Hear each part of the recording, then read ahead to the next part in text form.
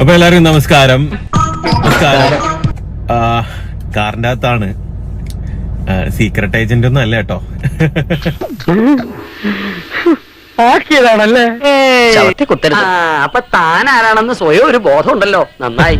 So നമ്മുടെ secret agent Sai Krishna big ബോസിന്റെ അകത്ത് വൈൽഡ് കാർഡായിട്ട് പോയതായിട്ട് അറിഞ്ഞു. ഞങ്ങൾക്കും ജീവിക്കണ്ടേ സാർ, എല്ലാവർക്കും ജീവിക്കണ്ടാ പോലെ. പുള്ളിക്കാരന്റെ വണ്ടിക്കകത്ത് ഇരുന്ന് ഓരോരുത്തരെയും ക്രിട്ടിസൈസ് ചെയ്ത് എന്നെയൊക്കെ നല്ലതായിട്ട് വലിച്ചു കയറിയിട്ടുണ്ട്. പണിയെടുത്ത് തിന്നണമെന്നൊക്കെ ആഗ്രഹമുണ്ട് സാറേ, പക്ഷെ പറഞ്ഞു പറ്റിച്ച് തിന്നാലേ വായിന്നിറങ്ങുള്ളൂ. ശീലായിപ്പോയി, മാറ്റിക്കൊള്ളാം.